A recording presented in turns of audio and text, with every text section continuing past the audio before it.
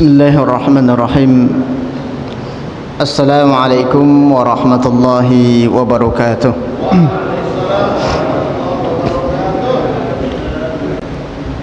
Alhamdulillah wa syukru lillahi wassalatu wassalamu ala rasulillah alladzi la nabiyya ba'da, la hawla wa la quwwata illa billah. Allahumma la ilma lana illa ma 'allamtana innaka antal alimul hakim. Allahumma shrah lana shudrana wa yassir lana umurana wahlul 'uqdatam min alsinatina yafqahu aqwalana. Allahumma a'inna ala zikrika wa syukrika wa husni ibadatik, amma ba'd. Ma'asyiral muslimin, bapak-bapak, ibu-ibu dan juga para alim ulama, tokoh masyarakat, cerdik pandai, hadirin wal hadirat, jamaah salat maghrib yang Allah subhanahu wa ta'ala. Alhamdulillah, kembali kita memperbaharui daripada rasa kesyukuran kita kepada Allah subhanahu wa ta'ala, yang mana pada malam hari yang berbahagia ini kita masih bisa melaksanakan dalam rangka meningkatkan ubudiyah, begitu juga dengan ketakwaan kita kepada Allah Subhanahu wa taala. Mudah-mudahan apa yang telah kita lakukan pada hari ini senantiasa dicatat sebagai amal soleh di sisi Allah Subhanahu wa taala. Amin ya rabbal alamin. Dan juga sebuah keistimewaan bagi kita setelah selesai menunaikan ibadah salat maghrib secara berjamaah, seraya masih bisa menyisihkan sedikit daripada waktu kita untuk duduk sejenak di majelis ini, seperti halnya yang disampaikan oleh Rasulullah sallallahu alaihi wasallam, al malaikatu tusalli ala ma lam yuhdas. Sesungguhnya ada sekelompok malaikat, kata Rasulullah, yang selalu mendoakan daripada manusia yang mana mereka berkumpul di sebuah masjid sembari menunggu masuknya waktu salat Isya. Inilah yang melatar belakangi bahwasanya para sahabat dulu setelah selesai salat maghrib tidak langsung kembali ke rumah mereka. Lam yantakilu ila ahlihi. Mereka tidak kembali ke rumahnya, kata Rasulullah, sampai selesai menunaikan ibadah salat Isya. Bapak Ibu yang dimuliakan Allah, bagaimana lafaz daripada doa malaikat yang selalu ia panjatkan kepada orang seperti ini? Allahumma ghafir lahu, Allahumma arhamhu. Sampai selesai salat Isya selalu didoakan oleh malaikat, ya Allah, berikanlah kasih sayangmu kepada mereka dan ampunkanlah dosa-dosa mereka. Tapi Bapak Ibu yang dimuliakan Allah Subhanahu wa taala, kalau kita telaah secara terperinci, itu adalah para malaikat yang mendoakan. Yang mana malaikat itu makhluk yang paling mulia di sisi Allah Subhanahu wa taala dibandingkan makhluk yang lain itu. Baik dari makhluk jin ataupun makhluk manusia. Tapi walaupun seperti itu, ketika kita bercerita masalah personal, itu yang lebih mulia adalah Rasulullah sallallahu alaihi wasallam. Tapi Bapak Ibu hadirin hadirat yang dimuliakan Allah Subhanahu wa taala, kemudian kita tidak lupa membacakan salawat dan salam kita hadiahkan ke junjungan kita, uswatun hasanah kita, yaitu Rasulullah sallallahu alaihi wasallam, yang berlafazkan Allahumma shalli ala sayyidina Muhammad wa ala ali Muhammad, assalamu alayka ya Rasulullah.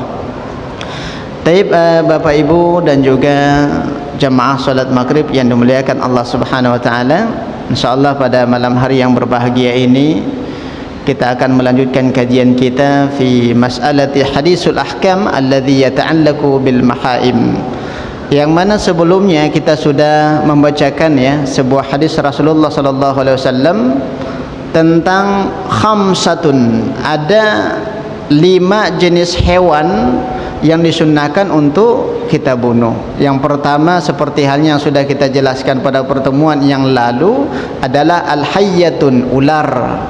Kemudian yang kedua adalah al-fa'ratun, tikus. Kemudian yang ketiga adalah aqrab ataupun disebut dengan elang dan sejenisnya. Kemudian seterusnya daripada penjelasan hadis Rasulullah sallallahu alaihi wasallam adalah berbentuk anjing yang buas itu.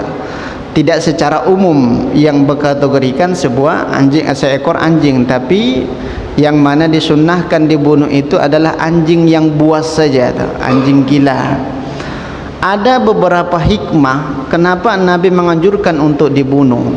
Karena hewan-hewan ini adalah hewan yang paling disukai oleh jin, yang mana jin itu suka menumpang ke dalam tubuh daripada hewan-hewan yang disunnahkan untuk kita bunuh.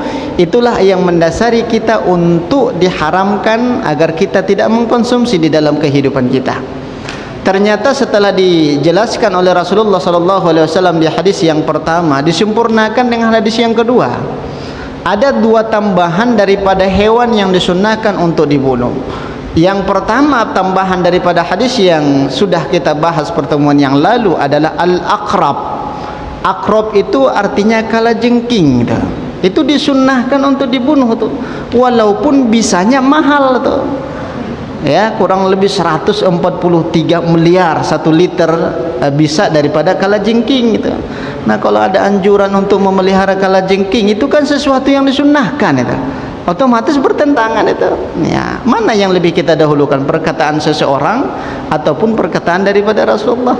Nah, berarti tidak dianjurkan untuk dipelihara kalajengking, walaupun ada potensi bisnis yang luar biasa di dalamnya. Tapi Bapak Ibu yang dimuliakan Allah Subhanahu wa taala, pernah diceritakan oleh salah seorang sahabat bernama Abu Hurairah radhiyallahu anhu, yang mana beliau itu sering kita sampaikan adalah urutan yang pertama yang paling banyak menceritakan sebuah hadis Rasulullah. Karena beliau itu suka membuntuti kenapa Nabi, kemana Nabi berjalan itu. Rasulullah keluar dari masjid, ia buntuti dari belakang menunggu apa yang disampaikan oleh Nabi, sehingga ia ceritakan kepada sahabat yang lain itu. Suatu ketika kata Abu Hurairah radhiyallahu anhu, kana rajulan ladaqathul aqrab. Suatu ketika ada seseorang yang terkena sengatan ataupun gigitan kalajengking. Falam yanamu lailatahu, dikarenakan sengatan itu kalajengking, laki-laki itu tidak bisa tidur di malam harinya. Berarti bisanya luar biasa itu. Bisanya luar biasa sampai-sampai orang ini tidak bisa tidur di dalam ataupun di malam harinya. Maka keesokan harinya setelah berlalu satu malam, Abu Hurairah radhiyallahu anhu mendatangi daripada Rasulullah. Ya Rasulullah, kata Abu Hurairah, inna rajulan ladaqathul aqrab, yang mana ada seseorang daripada sahabat kami ataupun sahabat kita, kata Abu Hurairah, yang mana beliau itu tersengat oleh kalajengking. Falam yanamu lailatahu, dikarenakan sengatan itu beliau itu tidak bisa tidur. Wahai Rasulullah, apa yang hendak ia lakukan?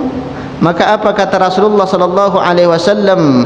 Faqala amma innahu, kalaulah seandainya orang ini sebelum ia keluar dari rumahnya ia bacakan doa.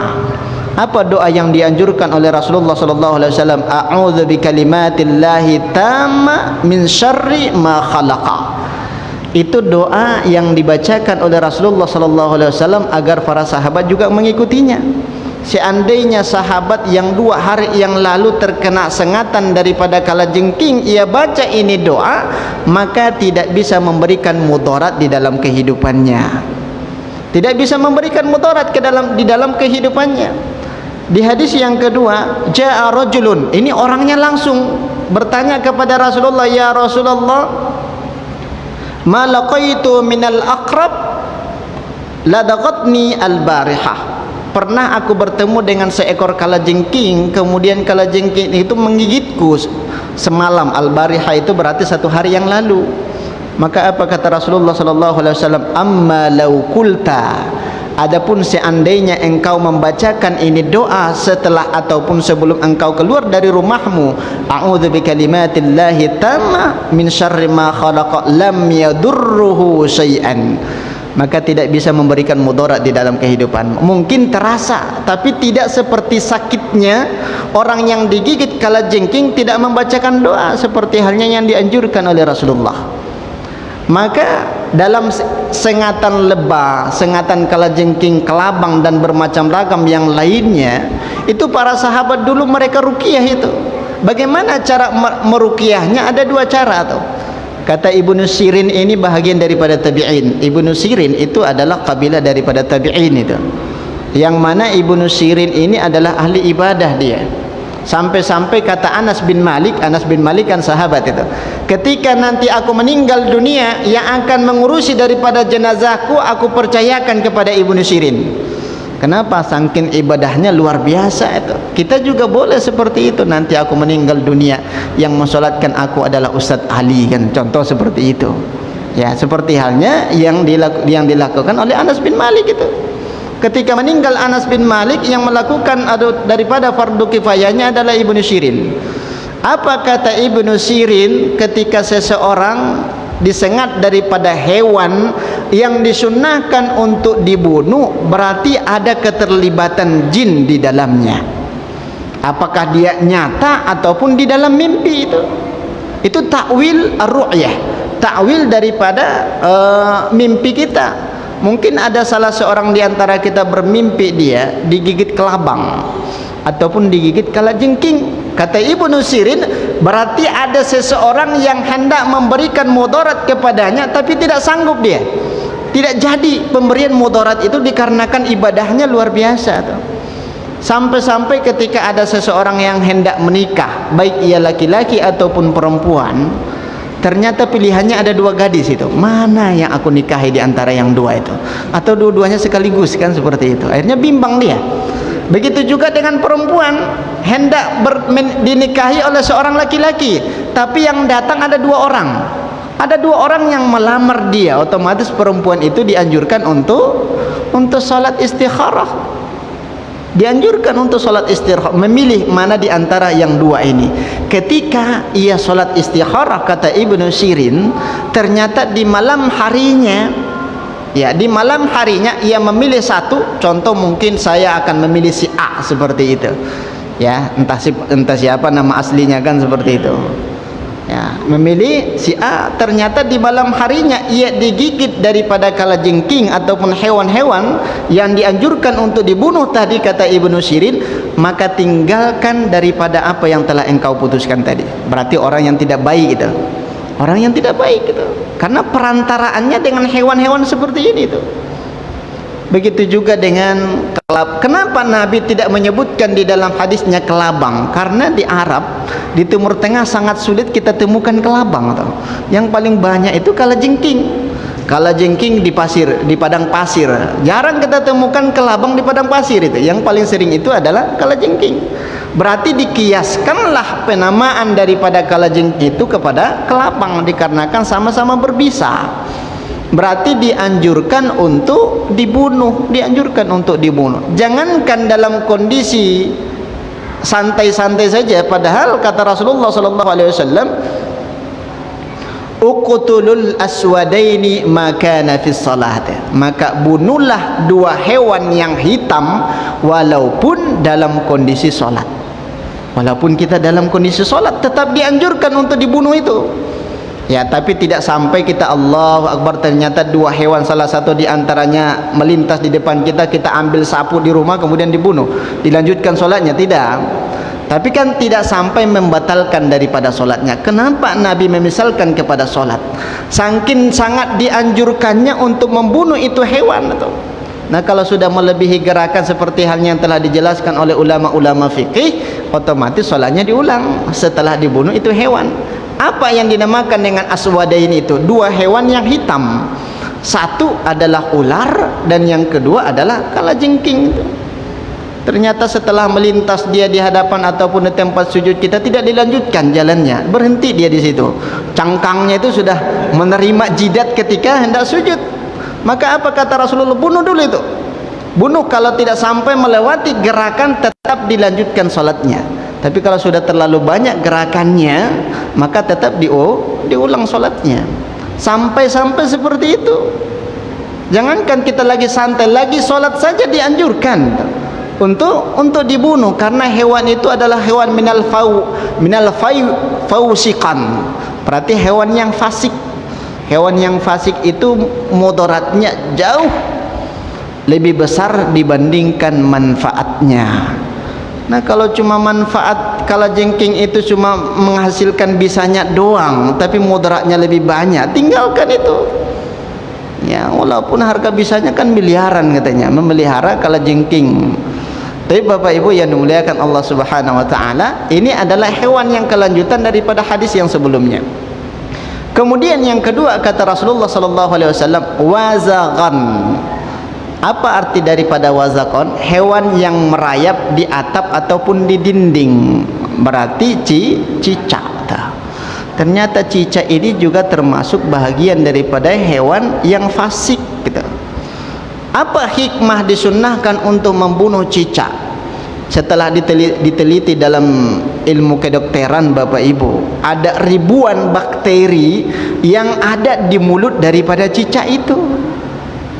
Ada ribuan di situ. Maka kalau ada roti yang kita simpan ternyata sudah masuk cicak di dalamnya, ya sudah buang itu. Daripada terjadi mudarat yang luar biasa di dalam kehidupan kita.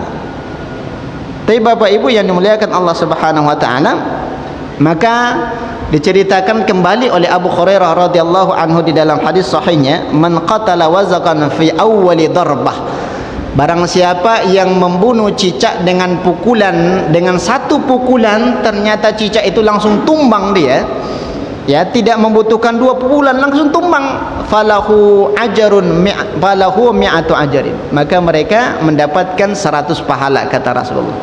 Man qatala wazaqan bi darbatin wahida falahu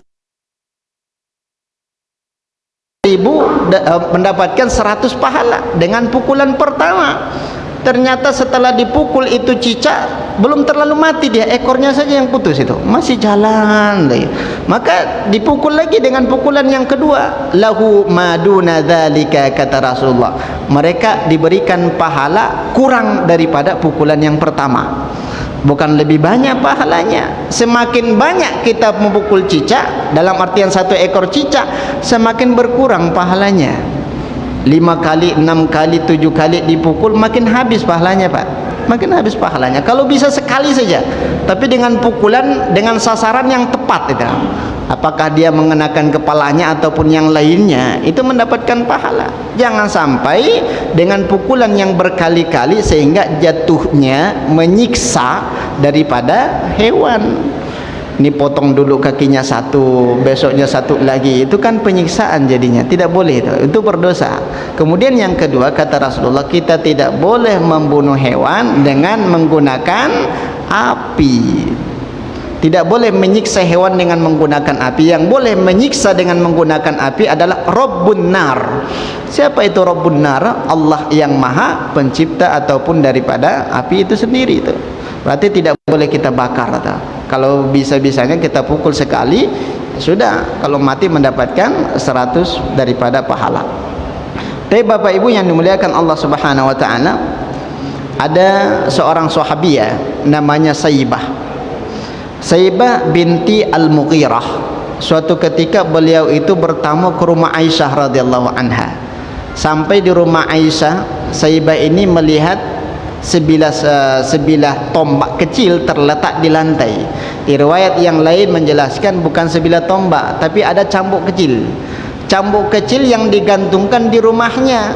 Maka Saibah ini bertanya kepada siapa? Kepada Aisyah, wahai Aisyah, untuk apa tombak ini diletakkan di sini ataupun cambuk itu digantungkan di dinding? Apa kata Aisyah? Itu adalah alat yang aku gunakan untuk membunuh cicak. Karena Rasulullah sallallahu alaihi wasallam menyuruhku untuk membunuh cicak. Karena ada potensi ibadah ketika kita bisa membunuh daripada itu cicak. Sekali pukulan 100, 2 kali pukulan 50, 3 kali pukulan 25, 4 kali pukulan habis pahalanya. Makin berkurang. Maka pernah ditanya oleh sahabat, apa yang menyebabkan disunnahkan untuk membunuh cicak? Itu dikarenakan kakek moyang mereka dulu tuh. Kakek moyang mereka dari jenis cicak itu di zaman daripada Ibrahim alaihissalam. Itu panjang ceritanya, diceritakan di dalam Al-Quran, kemudian dilengkapi di dalam sebuah hadis Rasulullah sallallahu alaihi wasallam. Yang mana ketika itu, ya, manusia menyembah daripada berhala. Kemudian Nabi Ibrahim alaihissalam, yang mana beliau itu adalah nabi yang sangat cerdas itu. Logikanya main itu. Untuk apa kita menyembah daripada ini patung? Padahal dia sendiri tidak bisa bergerak. Kata Ibrahim alaihissalam, kan ada cerita kisah daripada nabi itu di dalam Al-Quran itu. Suatu ketika rombongan daripada kafir Quraisy keluar daripada istana mereka, ternyata Ibrahim yang masih berumur pemuda ketika itu tidak ikut berkumpul di sana, tapi menghabiskan daripada patung-patung yang ada di dalam istana ketika itu. Maka ia potong kepalanya secara keseluruhan, disisahkan patung yang paling besar, dan diletakkan sebilah kampak di pundak daripada ini patung. Setelah sampai daripada kafir Quraisy dan juga ada dengkotnya melihat daripada Tuhan mereka sudah pada tutus kepalanya. Ini kok kepalanya pada kemana? Siapa yang menghancurkan daripada ini patung? Setelah ditelusuri, ternyata ada seorang pemuda yang tidak ikut berkumpul. Siapa dia? Ibrahim. Panggil. Setelah dipanggil, a'anta fa'alta bi'alihati, maka apa kata Ibrahim alaihissalam? Bal fa'alahum kabiruhum hada. Ini adalah permainan bahasa, logikanya main di situ. Padahal maksudnya adalah aku yang melakukan dan patung ini yang paling besar. Tapi pemaknaan ataupun kesimpulan daripada kafir Quraisy ketika itu, yang menghancurkan kepala-kepala yang lain itu adalah yang paling besar ini. Coba lihat, kalian lihat, kampak kan ada disandarkan di atas pundak daripada patung yang besar. Maka apa kata mereka? Bagaimana mungkin patung ini untuk bisa berjalan memutuskan kepala-kepala yang lainnya? Maka apa kata Ibrahim? Kalau tidak mungkin dia bisa bergerak, kenapa kalian sembah ini patung? Dia sendiri saja tidak bisa, kayak kenapa kita minta bantuan kepada patung?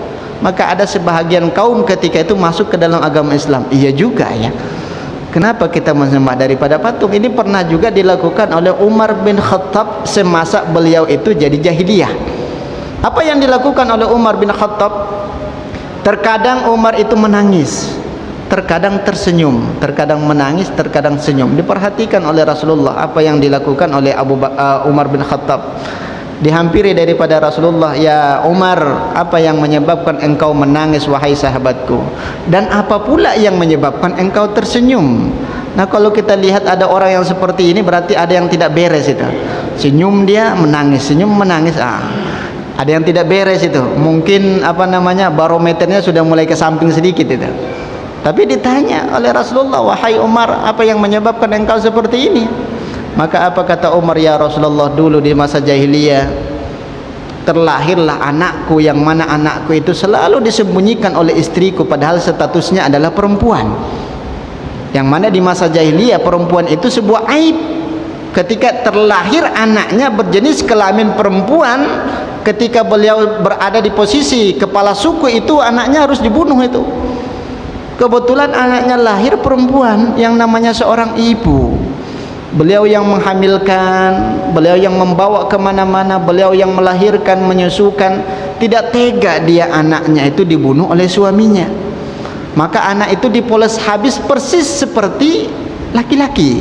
Cara potong rambutnya seperti laki-laki, pakaiannya seperti laki-laki, kemudian cara jalannya juga seperti laki-laki. Diajarin betul oleh maknya. Tapi lambat laun akan ketahuan oleh siapa? Oleh Umar bin Khattab. Mungkin suatu ketika itu anak bersama daripada Umar bin Khattab pengen buang air kecil, kan ketahuan itu. Ini laki-laki atau perempuan itu? Ternyata anaknya itu perempuan.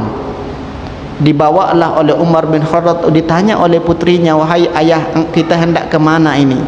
Maka apa kata Umar? Hendak ke sebuah tempat yang belum pernah kita kunjungi wahai anakku. Kemudian ia membawa sebuah sekop, ia gali itu padang pasir. Ditanya lagi oleh anaknya, apa yang menyebabkan engkau wahai ayah menggali pasir seperti itu? Ada yang hendak aku cari wahai anakku. Setelah dalam galian itu barulah dimasukkan anaknya, ia tanam hidup-hidup. Ini semasa jahiliyah itu. Maka dari situ aku berpikir, sungguh bodohnya aku ya Rasulullah, lebih bodoh daripada hewan. Hewan saja ketika dia beranak, tidak mungkin ia kuburkan itu anaknya. Tidak mungkin ia kuburkan itu anaknya hidup-hidup. Ya, ini manusia. Disitulah aku menyesali apa yang telah aku perbuat dulu wahai Rasulullah, kata Umar. Terus kenapa engkau tersenyum?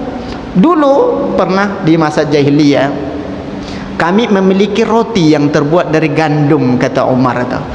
Yang mana roti ini aku bentuk seperti halnya orang, ada kepalanya, ada kakinya, ada badannya, dan juga ada kakinya, lengkap.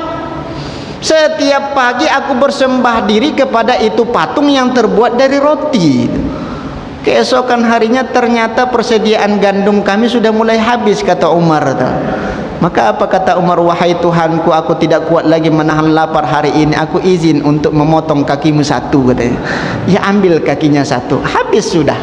Keesokan harinya kaki yang satu lagi, habis kakinya, sudah habis kakinya, beralih kepada tangan, badan, tersisa kepalanya. Akhirnya kepalanya juga habis itu. Maka tersenyum dia, memang bodoh betul lah aku menciptakan Tuhan dan aku memakan daripada Tuhan itu, kata Umar bin Khattab. Tapi Bapak Ibu hadirin hadirat yang dimuliakan Allah Subhanahu wa taala, maka ketika itu Abu Bakar Ibrahim alaihissalam ketahuan bahwasanya beliaulah yang menghancurkan daripada itu patung-patung. Ini salah satu dasar diceritakan oleh Rasulullah yang menyebabkan keturunan daripada cicak itu binasa karena satu cicak itu. Karena satu cicak. Apa yang dilakukan oleh cicak itu setelah dibakar itu Ibrahim alaihissalam, maka cicak itu ikut menghembus-hembus bagaimana caranya biar api yang membakar daripada Ibrahim alaihissalam itu makin menyala. Makin menyala. Itulah yang menyebabkan aku menyunahkan kalian, kata Rasulullah sallallahu alaihi wasallam, dikarenakan ini cicak dulu ikut menghembus-hembus api yang membakar daripada orang tua kita, yaitu Ibrahim alaihi salam. Tapi Bapak Ibu yang dimuliakan Allah Subhanahu wa taala, kemudian ada ulama yang menambahkan itu cerita bukan hanya cicak saja, tapi pertikaian antara cicak dengan semut. Cicak itu menghembus api, bagaimana caranya biar nyala? Itu semut membawa air untuk memadamkan api yang membakar daripada Ibrahim alaihissalam. Kalau kita pikir-pikir itu, semut merah yang paling besar, berapa banyaklah bobot air yang bisa ia bawa? Paling mungkin satu tetes itu, belum sampai ke api itu beliau ataupun semut itu bisa jadi sudah gosong, belum sampai ke api itu. Maka ditambahkan lagi ada seekor burung, ada yang menamakan burung khutut, ada yang menamakan burung perkutut, segala macam.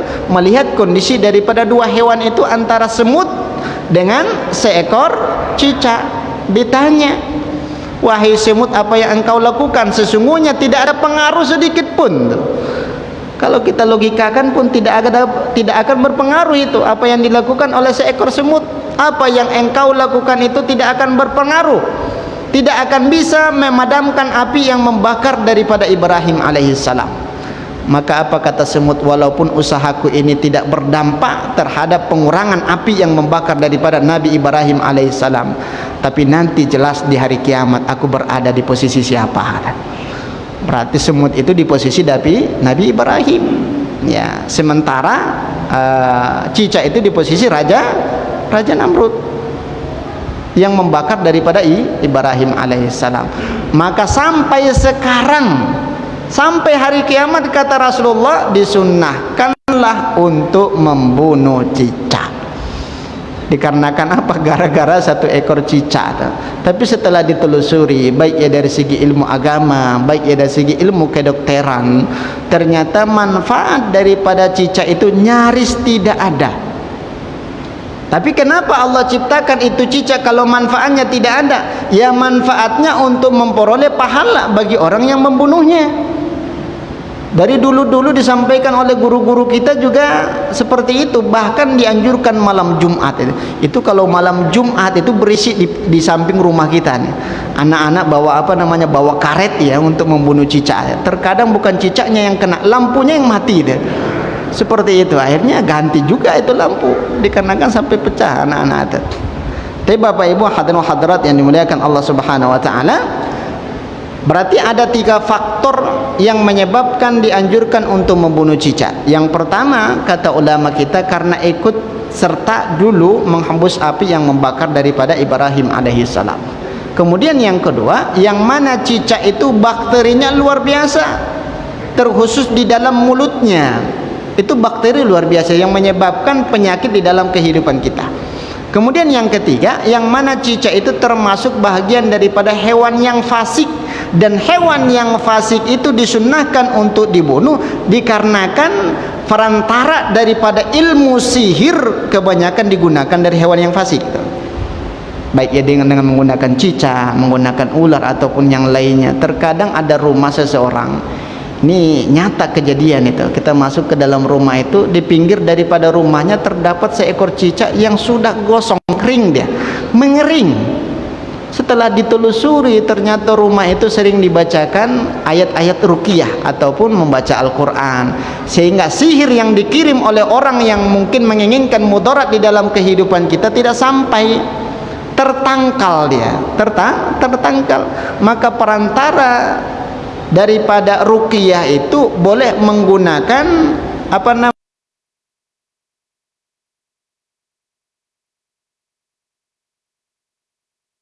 ya, kemudian kita minum ataupun yang lainnya. Begitu juga dengan tersengat daripada kalajengking tadi ya. Boleh menggunakan wasilah, menggunakan air tadi itu, kita bacakan a'udzu bi kalimatillahi tammati min syarri ma khalaqa, ditambah lagi a'udzu bi izzatillahi wa qudratihi min syarri ma ajidu wa uhaziru,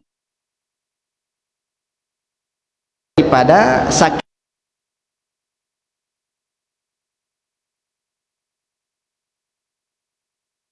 hewan yang lainnya. Tapi Bapak Ibu hadirin hadirat yang penyempurna daripada hadis yang sebelumnya yang sudah pernah kita jelaskan, berarti jumlahnya ada 7 jenis hewan yang berbisa termasuk ke dalam kategori hewan yang fasik, dan jenis-jenisnya juga ada, seperti halnya kalajengking berarti sejenisnya adalah kelabang. Kalau ular secara keseluruhan yang berbisa seperti itu. Mungkin ada beberapa hal yang perlu kita diskusikan, dipersilakan kepada Bapak Ibu, masih ada waktu kita, silakan. Kalau bisa yang lain, yang belum pernah didiskusikan, silakan. Ustaz Nasir menambahkan, dia bukan bertanya. Silakan.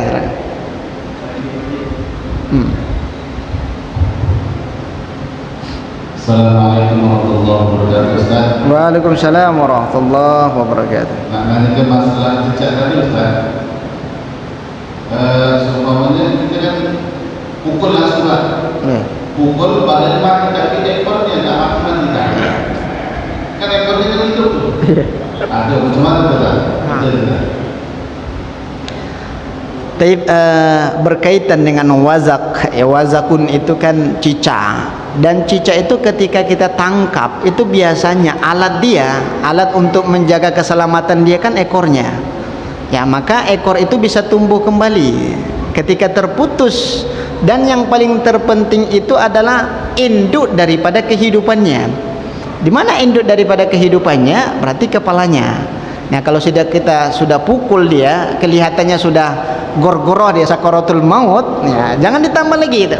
Ya, cukup disingkirkan saja. Jangan sampai dipukul sampai isi daripada perut-perutnya keluar semua. Nah, berarti yang paling terpenting adalah cicaknya. Kalau bahagian daripada cicak itu terkadang kan ekornya itu membutuhkan waktu ya, membutuhkan waktu.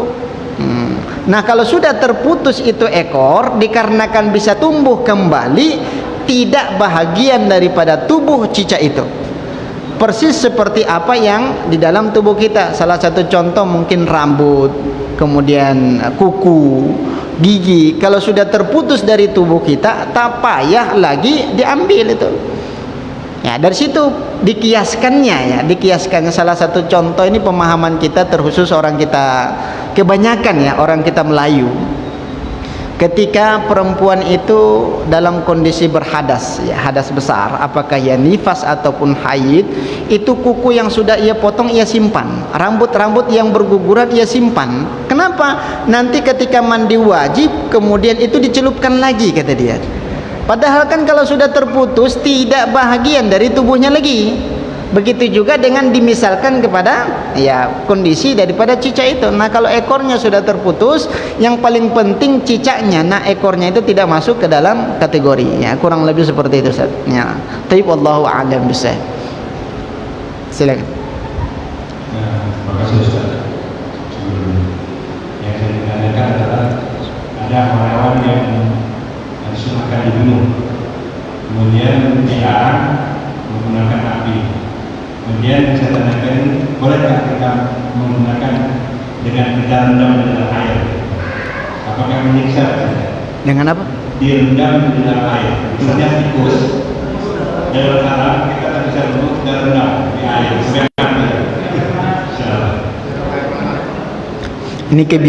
Ini kebiasaan siapa? Tayyib, Bapak Ibu hadirat yang dimuliakan Allah Subhanahu wa taala. Satu sisi kita disunnahkan oleh Rasulullah untuk membunuh beberapa jenis hewan. Tapi ada adab ya, adab untuk membunuh hewan. Adab itu kan bahagian daripada etika. Ya, dan etika itu dikarenakan hewan itu adalah bahagian.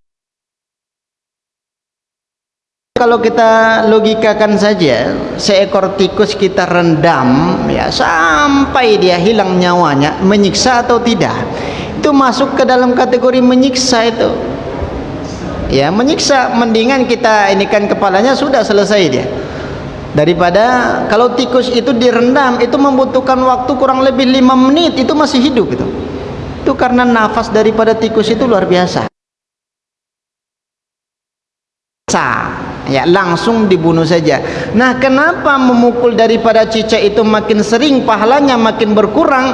Karena khawatir jatuh ke dalam bahagian daripada penyiksaan. Begitu juga dengan menyembelih hewan. Maka apa kata Rasulullah sebelum menyembelih hewan? Maka falyahuddu asfarahu, tajamkan dulu pisaunya. Kenapa harus ditajamkan? Karena khawatir tersiksa dia. Kalau tajam kan langsung terputus dia. Ahlinya itu sudah ahli itu kalau berhubungan dengan memotong seperti itu. Ya, berarti harus ditajamkan pisaunya, harus ditutup matanya, dipisahkan daripada hewan yang lain. Itu namanya etika.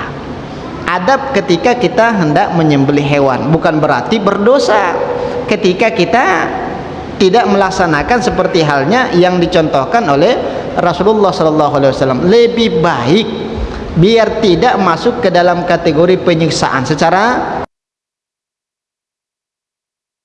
ke dalam kategori menyiksa, ya, seperti itu. Wallahu a'lam. Fadhal ya Syekh. Oh iya, silakan.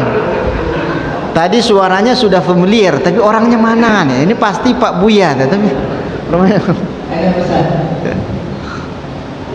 Jadi ada seribu semut di dalam batu, di dalam laut, dipelihara sama Allah supaya tidak mati, sehingga tetap diutus untuk mengantar makanannya.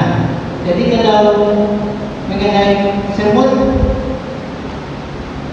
apa hukumnya membunuh semut Ustaz?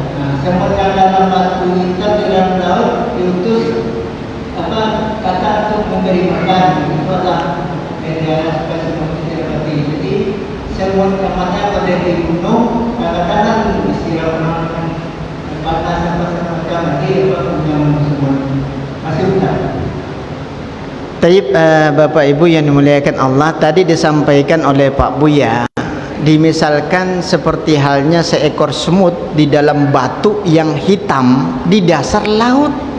Kalau dari segi logika kita, siapa yang hendak memberi makan itu semut? Itu dimisalkan oleh para ulama kita, dikarenakan Allah Maha Pembeli rezeki, walaupun kondisi semut seperti itu tetap dia hidup. Nah, bukan berarti ada itu, tapi kan permisalan seekor hewan batu yang hitam, kebetulan batunya itu ada di dasar laut.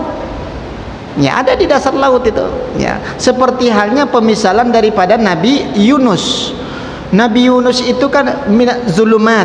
Ya, zulumatin kata Allah di dalam Al-Quran berarti jamak. Kegelapan. Berarti 3 kegelapan. Yang pertama, kegelapan dikarenakan kejadian itu di malam hari. Yang kedua, kegelapan dikarenakan di dalam perut ikan. Yang ketiga, kegelapan kebetulan ikan itu menyelam di dasar lautan. Maka dimisalkanlah jamak di situ, zulumatun. Bukan hanya zulmah. Zulmah itu kan satu kegelapan, tapi beberapa kegelapan. Ini ada kaitannya dengan istilah daripada seekor semut tadi. Nah, kesimpulannya adalah apa hukumnya membunuh semut? Ya, tapi Bapak Ibu yang dimuliakan Allah Subhanahu wa taala, ketika semut itu mengganggu kita, itu boleh dibunuh. Ini terkadang semut sudah digigit semuanya ataupun mungkin diambil itu semut dilepaskan. Nah, kalau sudah memberikan mudarat kepada kita, boleh dibunuh. Contoh mungkin semut api masuk ke dalam rumah, itu boleh dihalau, itu dikeluarkan, disapu, kalau bisa mungkin dikasih minyak tanah biar dia tidak masuk ke dalam rumah. Berarti semut yang bisa memberikan mudarat itu diperbolehkan untuk dibunuh. Jangan pula kita sibuk bangun pagi kemudian mencari sarang semut di mana untuk membunuh daripada semutnya. Itu tidak dianjurkan, tidak dianjurkan. Seperti halnya itu kisahnya di zaman Nabi Sulaiman alaihi salam, kan di dalam Al-Qur'an juga diceritakan itu ya. Yang mana Nabi Sulaiman tersenyum melihat daripada obrolan sang pangeran seekor semut itu cepat-cepat berlalu dari jalan ini. Itu sebentar lagi Sulaiman beserta tentaranya akan melewati ini jalan. Kalau tidak cepat, bisa jadi kita diinjak-injak oleh mereka. Kata komandan daripada itu semut terdengar oleh Nabi Sulaiman. Itu kan bagian daripada mukjizat itu. Luar biasa ya Allah, memang luar biasa nikmat yang kau berikan kepadaku, kata Nabi Sulaiman. Maka dibiarkan dulu itu semut habis, baru dilewati. Untuk apa? Berarti itu salah satu dasar tidak ada anjuran untuk membunuh semut, kebalikan daripada membunuh cicak. Cicak dianjurkan, semut dianjurkan agar tidak dibunuh, terkecuali semut yang sudah memberikan mudarat di dalam kehidupan kita. Contoh mungkin karena banyak semut di atas tempat tidur, kan khawatir masuk ke telinga, masuk ke hidung. Tapi kalau memang khusus mencari semut untuk dibunuh, itu tidak diperbolehkan. Ya, seperti itu. Wallahu a'lam bishawab. Ya, silakan Pak.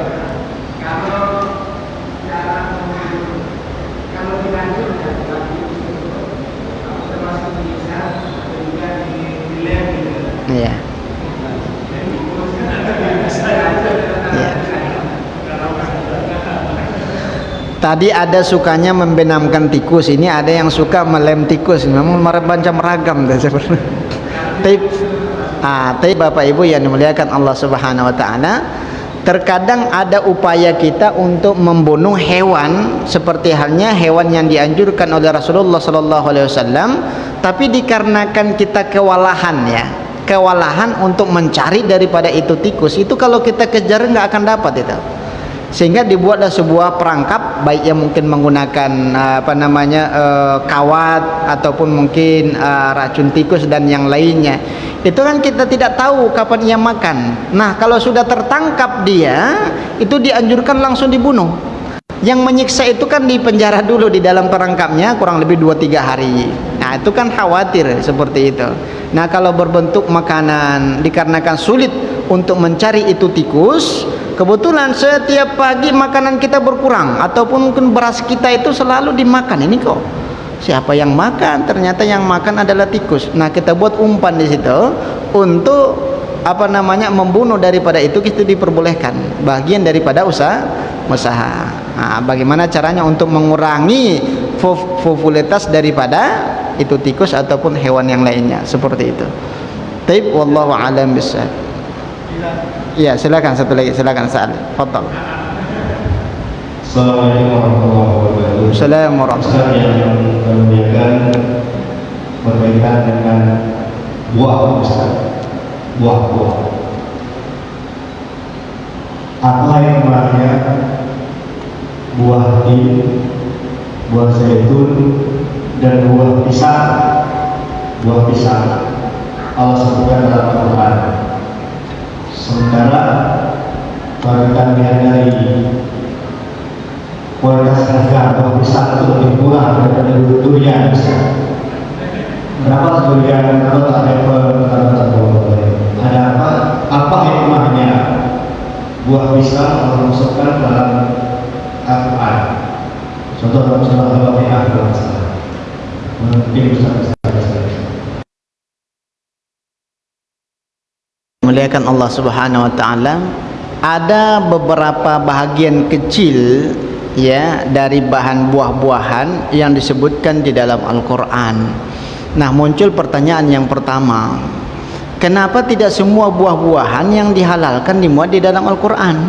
Alasannya dua, dijelaskan oleh ulama-ulama tafsir kita. Yang pertama, yang mana buah itu adalah sebuah misal yang paling banyak di dalam surga. Seperti tin ataupun zaitun, itu bahagian daripada buah dimisalkan oleh Allah Subhanahu wa taala yang ada di bumi dan juga di dalam surga. Bukan berarti buah yang lain tidak ada. Kemudian yang kedua, peningkatan daripada kualitas gizi daripada itu buah lebih besar dibandingkan buah yang lain.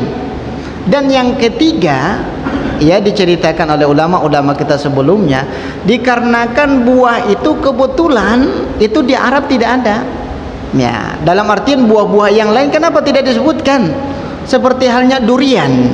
Kalau kita ke Arab, Pak, itu durian itu tidak ketemu itu. Nggak akan kita ketemu itu. Maka bahasa Arab durian itu ya durian.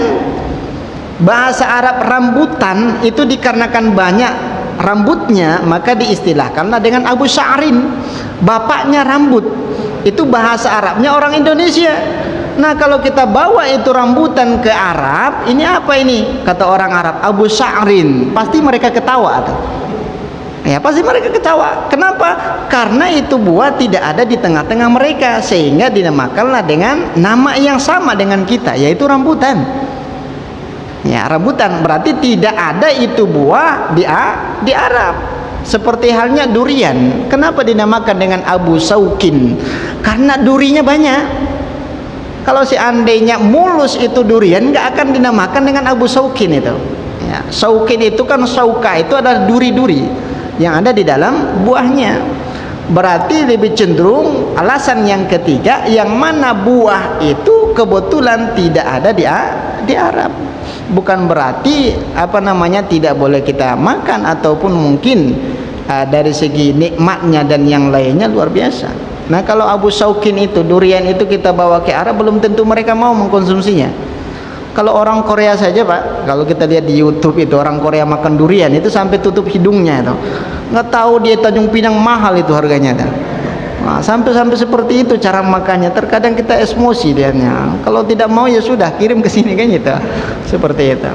Seperti itulah beberapa pertimbangan di kalangan para ulama-ulama, sehingga kalau semuanya itu buah dimuat di dalam Al-Qur'an berarti melebihi daripada 30 juz itu. Bisa jadi setengah juz bercerita masalah buah. Ya, buah durian, buah jambu dan buah yang lainnya kan seperti itu. Berarti manfaatnya jauh lebih besar dibandingkan buah yang lain. Seperti halnya rumman ataupun zaitun, itu manfaatnya luar biasa, Pak. Sampai minyaknya saja ada kalau di Indonesia itu, minyak zaitun. Kalau yang ada itu minyak biji durian, tempoyak durian, ada. Tempoyak durian, dan belum tentu di sana tidak ada jenis-jenis yang seperti atas tanah yang ada di sana dibandingkan di Indonesia. Di Indonesia tongkat saja ditancapkan tumbuh keesokan harinya. Itu suburnya luar biasa. Tapi kenapa rakyatnya melarat? Itu PR kita. Sebuah pertanyaan bagi kita. Di bawah minyak, di atas minyak, tapi rakyatnya berminyak, nyari nafkah. Seperti itu. Wallahu a'lam bishawab. Tapi nakhtatim bi qiraati alhamdulillahi rabbil alamin. Dan asyhadu an la ilaha illa anta astaghfiruka wa atubu ilaik. Akhir kalam ini, wassalamualaikum warahmatullahi wabarakatuh.